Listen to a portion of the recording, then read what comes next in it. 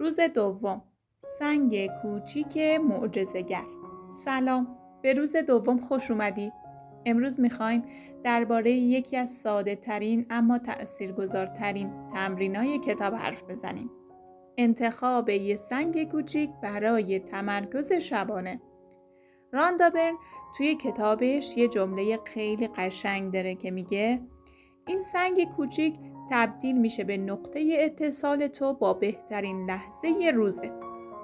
یعنی هر شب قبل از خواب این سنگ رو دستت میگیری و به بهترین اتفاق روزت فکر میکنی و همین کار کوچیک کم کم ذهن رو تربیت میکنه که دنبال خوبیا بگرده. اما بذار برات از خودم بگم. روز دوم برای من با یه ماجرای بامزه شروع شد. صبح داشتم دنبال یه سنگ مناسب میگشتم. فکر میکردم باید یه چیز خیلی خاص پیدا کنم. مثلا سنگی که از دل کوههای هیمالیا اومده باشه یا یک انرژی عجیبی داشته باشه. اما هرچی گشتم چیزی پیدا نکردم تا اینکه ظهر وقتی داشتم از کنار باغچه خونه رد می شدم پام خورد به یه سنگ کوچیک گرد و صاف. همونجا خم شدم و برداشتمش. سنگ کاملا معمولی بود اما یه حس عجیبی داشت.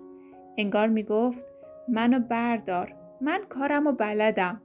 با خودم گفتم باشه، تو انتخاب شدی، از امروز سنگ شکرگزاری منی. اما ماجرای بامزه اصلی شب اتفاق افتاد. شب که رسید طبق تمرین کتاب سنگ رو گرفتم دستم و خواستم به بهترین اتفاق روز فکر کنم که حواسم پرت بازی کردم باهاش شد. همین طور که داشتم سنگ رو میچرخوندم یهو از دستم لیس خورد و افتاد روی پام. اونقدر محکم که ناخودآگاه گفتم آی.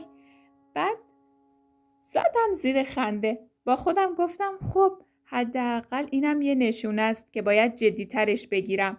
و همون لحظه وقتی دوباره سنگ رو برداشتم یه حس خیلی گرم اومد سراغم. به این فکر کردم که بهترین اتفاق روزم چی بوده. و جالبه با اینکه روزم خیلی معمولی بود اما وقتی دقیق نگاش کردم دیدم چند تا لحظه خیلی قشنگ داشتم. لبخند یک غریبه، یه پیام خوب، یه چای گرم، یه قدم زدن کوتاه. راندا برن میگه وقتی هر شب فقط یک لحظه خوب رو انتخاب میکنی ذهنتو یاد میگیره در طول روز دنبال لحظه های خوب بیشتری بگرده. و دیدم راست میگه، چون از فردای اون روز ناخودآگاه داشتم دنبال لحظه های شب میگشتم. داخل چیزی که شب وقتی سنگ رو دستم میگیرم لبخند بیاره روی لبام. امروز روز دوم ازت فقط یه چیزی میخوام.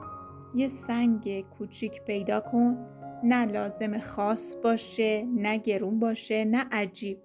فقط یه سنگ که وقتی دستت میگیری حس خوبی بهت بده.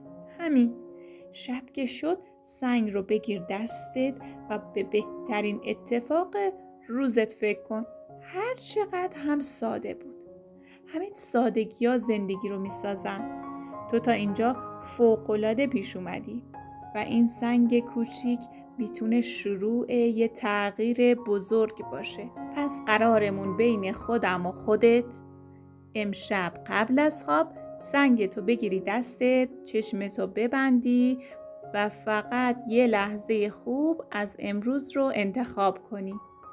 همین یه لحظه، همین یه مکث میتونه شروع یه تغییر بزرگ باشه. من هم این طرف با سنگ خودم همین کارو میکنم تا فردا که با هم بریم سراغ روز سوم.